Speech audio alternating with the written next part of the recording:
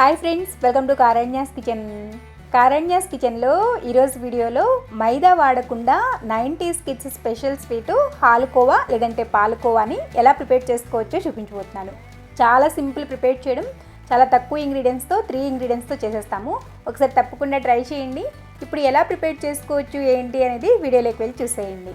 ఎలాంటి పిండి వాడకుండా చేసే ఈ హాల్కోవా కోసం ముందుగా ఒక మిక్సీ జార్ని తీసుకుని అందులోకి 1 కప్పు వరకు పుట్నాల పప్పు వేసుకోండి. మనం మైదా పిండికి బదులుగా పుట్నాల పప్పుని వాడతాము. అది పొడి చేసుకుంటే టేస్ట్ చాలా బాగుంటుంది.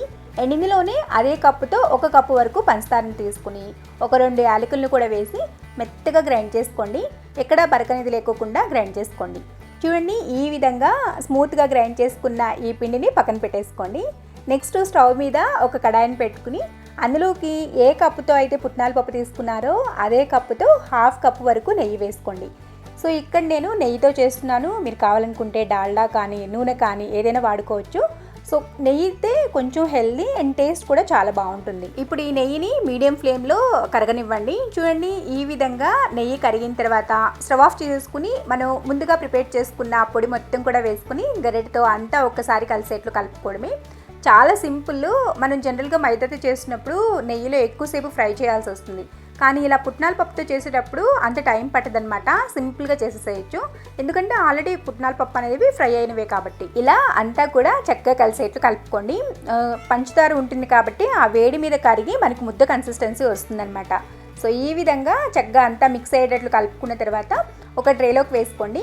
వేసి చక్కగా చేత్తో కానీ గరిటెతో కానీ అలా లెవెల్ చేసుకోండి. కాస్త అలా లైట్గా ప్రెస్ చేశారంటే అందులో ఉన్న నెయ్యి రిలీజ్ అయ్యి చక్కగా మన చేతికి అంటుకుంటుంది కూడా.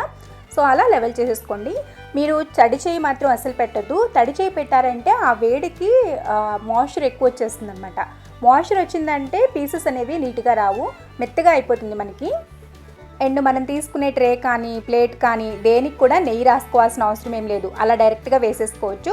వేసి ఇలా చేతితో చక్కగా లెవెల్ చేసుకోండి. మీకు కావాల్సిన తగ్గట్లుగా లెవెల్ చేసుకోండి. అంటే మీరు ఏ సైజులో పీసెస్ కావాలనుకుంటారో అలా లెవెల్ చేసుకోండి. ఒకవేళ చేత్తో చేసుకోవడం రాకపోతే, అంటే కొంచెం కాలుతుంది లైట్గా, అలా వేడిగా ఉంది అని అనిపించినా ఇలా ఒక చిన్న గిన్నెని తీసుకుని వెనక కాస్త నెయ్యి అప్లై చేసేసుకుని ఇలా ఒత్తుకోండి.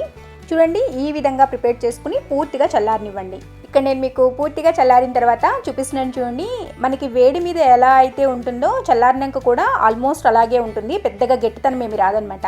ఒకవేళ మీకు వేడి మీద ఉన్నప్పుడు కాస్త మెత్తగా అనిపించింది, సాఫ్ట్గా అంటే బాగా సాఫ్ట్గా పీసెస్ కట్ చేసుకోవడానికి రావట్లేదు అనుకుంటే మిక్సీ జార్లో పుట్నాల పప్పు వేసి కొంచెం మెత్తగా గ్రైండ్ చేసుకుని ఆ పొడి వేసి కలుపుకున్నారంటే గట్టిగా అయిపోతుంది. సో వేడి మీద ఉన్నప్పుడే చేయాలి, అది చల్లారిన తర్వాత చేయకూడదు, టేస్ట్ బాగుండదు. సో ఇలా ప్రిపేర్ చేసేసుకుని పీసెస్ లాగా కట్ చేసుకోండి. ఇక్కడ నేను స్క్వేర్ పీసెస్ లాగా కట్ చేస్తున్నాను. మీకు ఏ సైజు నచ్చితే ఆ సైజు కట్ చేసుకోండి. ఇవి షాప్స్లో అమ్మేవాళ్ళు చిన్నతనంలో ఇలాగే చిన్న సైజులో అమ్మేవాళ్ళు కదా, అందుకని నేను కూడా అలాగే పీసెస్ అనేవి కట్ చేశాను. మీకు నచ్చినట్లుగా కట్ చేసుకోండి. తుంపి కూడా చూపిస్తున్నాను, చూడండి ఏ విధంగా ఉందో. మీరు కూడా ట్రై చేసి మీకు ఎలా వచ్చిందో తప్పకుండా కింద కామెంట్ సెక్షన్లో కామెంట్ చేయండి.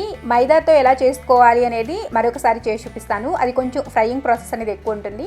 అంతే, చాలా సింపుల్ అండ్ టేస్టీ అయిన 90's కిడ్స్ స్పెషల్ స్వీట్ హాల్కోవా ఎలా ప్రిపేర్ చేసుకోవచ్చో చూసారు కదా. మీకు ఈ వీడియో కానీ నచ్చినట్లయితే వీడియోని లైక్ చేసి ఈ వీడియోని మీ ఫ్రెండ్స్కి రిలేటివ్స్కి షేర్ చేయండి. మరిన్ని యమ్మీ అండ్ టేస్టీ రెసిపీస్ కోసం కారణ్యాస్ కిచెన్ని సబ్స్క్రైబ్ చేసుకోండి.